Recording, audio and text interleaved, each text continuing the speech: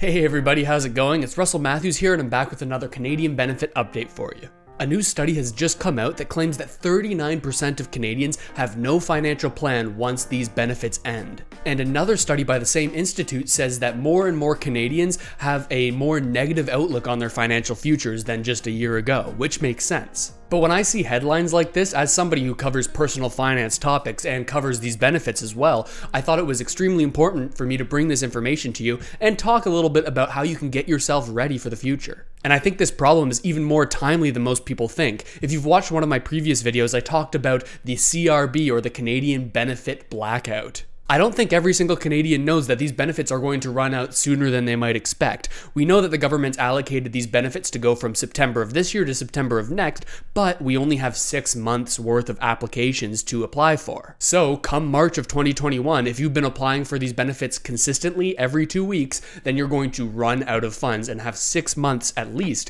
where you're going to have to deal with no additional benefits hitting your account. That's why it's so important that we talk about and think about these things now so that we can be ready when that time comes. So in today's video, we're going to take a look at this new information that's come out, talk about what it means for you and how you can get yourself ready so that you won't find yourself in this increasingly negative position that more and more Canadians are headed towards. But before we get too deep into it, if you're new to the channel, hey, how's it going? It's nice to meet you. My name's Russell, and on this channel I post videos about Canadians and their money. The overall goal of the channel is to get information to you as quickly and as accurately as possible so that you can set yourself up and your family for a more financially stable future. If that sounds like something you'd be interested in, or you just want to stay up to date about all the constantly changing information that's coming down the pipeline about these benefits, then you're going to want to hit the subscribe button and hit that notification bell. And while you're down there, make sure to hit that like button, because when you do, it spreads this video to somebody who might not have otherwise seen it, who could be looking for this sort of information. Thank you so much for doing that. Now let's dive into this new information and talk about how you can get ready. We're going to start by taking a look at a video that City News put out yesterday that talks about this new study and what it could mean to you. And of course, we're going to pause it when we need to talk a little bit about something in more depth. To say it's been a tough financial year for many Canadians is an understatement. And for many, initiatives like government supports and payment deferrals have been a financial lifeline. But we're now at a point where those crutches are now slowly being taken away. And according to a recent survey, a troubling percentage of Canadians have no plan in place when those financial supports run dry. Yeah, that's true. There's already people who are seeing these benefits dry up and disappear. When compared to the CRB, or the Canadian Emergency Response Benefit, this new CRB, or the CRSB, or the CRCB, there are far more regulations and guidelines that you need to adhere to in order to be eligible. So there are already a ton of people who have been left out of these benefits, and they're facing this reality now instead of 6 months from now. Ended and payment deferrals are coming due. But according to a recent Angus Reid poll of 1,500 Canadians, of those Canadians who had been receiving this type of assistance, 39% said they just don't know what they're going to do when that assistance ends. The study was commissioned by the non-profit credit counseling service, Credit Canada. A lot of them. So 39% of Canadians that were polled in this study are saying that they don't have a plan for the future when these benefits end. Now, of course, whenever we hear information like this, we need to think a little bit about the study and how it was performed and if this is actually an accurate representation, right? They're saying there's 1,500 people that were quizzed or that were surveyed for this study. That's not a huge sample size, but it should give us some sort of idea of how many Canadians have a plan and how many don't, more or less. I got a little bit curious about what these numbers actually were, so I looked it up here, and it says that roughly 4 million Canadians were on CRB, and if we scroll down a little bit here, there's information here that says that 776,000 CRB recipients will no longer receive these benefits. They haven't been able to transfer over to the CRB, and that's because of low-wage part-time workers and low-pay self-employed workers losing support, likely because they're making a little bit more than they did last year when you consider the 50% reduction, and that 65,000 CRB recipients will hit the $38,000 income cap in 2020 for the CRB. So those numbers go together to make 776,000 people who are already facing these problems. Sort of set, we're taking the approach that I'm okay right now and I'll cross that bridge when I get there. So we really wanted to try to wake Canadians up to say, you need to get a plan now. Co-CEO Keith Emery I definitely says agree with that point. I can understand why so many Canadians are kind of just pushing it further down the road when they can deal with this problem. Like, oh, that's a problem for future me. But I really think it's something we should start thinking about now, because there's no telling what could happen if you haven't come up with a plan after these 6 months of benefits and you don't have any money coming in, the government doesn't have any more to give to you. It could be a rough situation. CEO Keith Emery says many Canadians receiving assistance might feel anxious tackling the problem head on, but he says the way out is not as scary as it might seem. You're going to feel better once you've sat down and you've put it down on paper, and now you really understand what the challenge is before you. You know, often it might be a little bit less than you think it would be. Also going to have some steps in place to take now, because that's really going to be the key. Steps like building emergency savings. Emery suggests any surplus you might be getting from income supports or from having payments deferred should go towards an emergency fund to allow yourself some padding if the going gets tough. Exactly. And yeah, I think that emergency fund point is so important. If you've been hanging around my channel for a while now, you'll know how big a proponent I am of developing an emergency fund before you do anything else. This is the #1 thing I think Canadians should be doing. I mean, even before you invest, even before you consider buying a house, even before you consider paying off some certain low interest debts, it's better to set up an emergency fund. Setting up and saving towards an emergency fund of maybe 1 month of your living expenses, 2 months of your living expenses, maybe 3, that's the best way to take that financial pressure off of your back and to give you more clarity and opportunities for your financial future. Even if we weren't in the midst of a global health crisis, this would be my #1 piece of advice. Even if you have a super stable job, I don't think that job is actually as stable as you think. You could be fired tomorrow, and then if you don't have the money to live for enough time before you can get another job, then you could be in a pretty bad place. And of course, I know this is all easier said than done. I mean, we're in a very tricky financial situation right now, and it's difficult to save up that money, but I really think it should be your top priority. If you can take any extra money you have, maybe you're receiving a little bit more from these benefits, you should put it aside into an emergency fund first before doing anything else. Then there's the mounting debts. He says you should be working towards paying them down instead of carrying it as is. If you find you don't have a budget surplus, or you do have one but it's not enough to cover your debt payments or your other obligations, then you need to either look at reducing your expenses or reducing your debt load.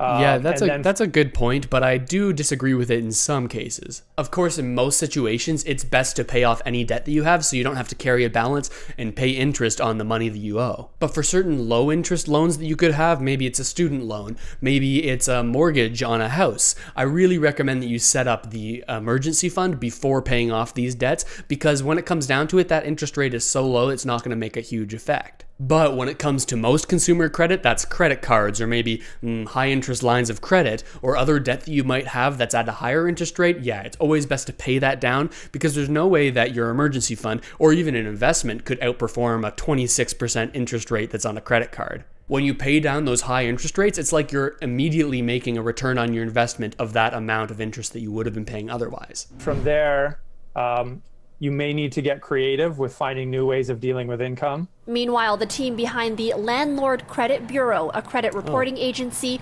argue it might be worthwhile for tenants to opt to include rent payments as part of their credit reports.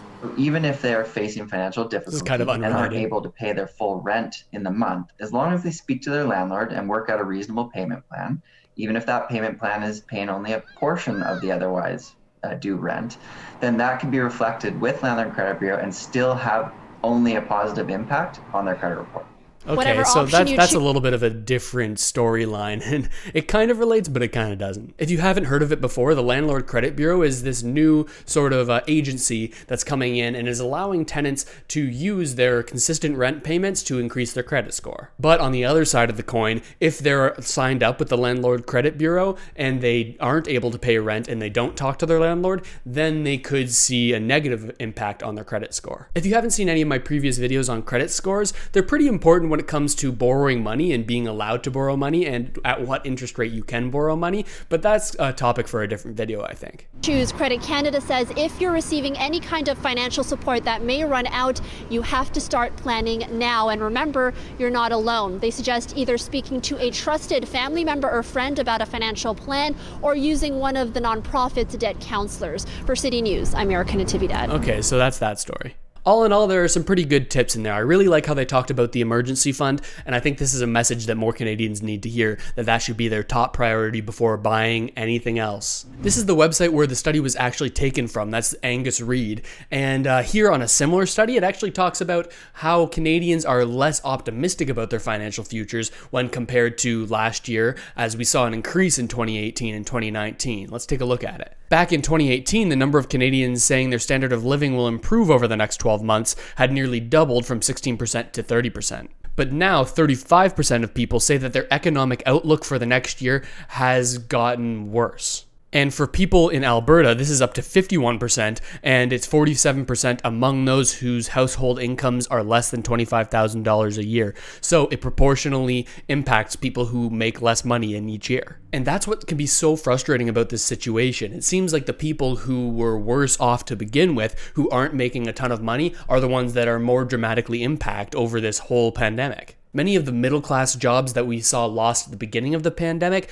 are now back as companies have figured out how to run their businesses online and have devised a path forward. But in the industries that are typically lower paying, we haven't seen this mass job increase because there are still restrictions on restaurants, on entertainment, and things like this that don't typically pay those high wages. So it doesn't really seem fair. The people who were worse off to begin with are even worse. The people in the middle are kind of staying the same, and the people who make a lot of money aren't seeing too much of a financial impact from this whole situation. But what should you do if you find yourself in this lower income category where you've lost your job and you don't know what's going to happen in the future and your economic outlook for the next year has worsened? Well, I mentioned it before, but we should put together two different things. The first one is you need to consider when you're applying for your benefits and when you're taking them. If you think you're not going to have a job come March of 2021, I would recommend only taking one payment per month instead of two so you can make this last for the entire year. Or if you're confident in your job prospects over the next little while and by March you should have a job, I'd recommend taking all of the benefits that you can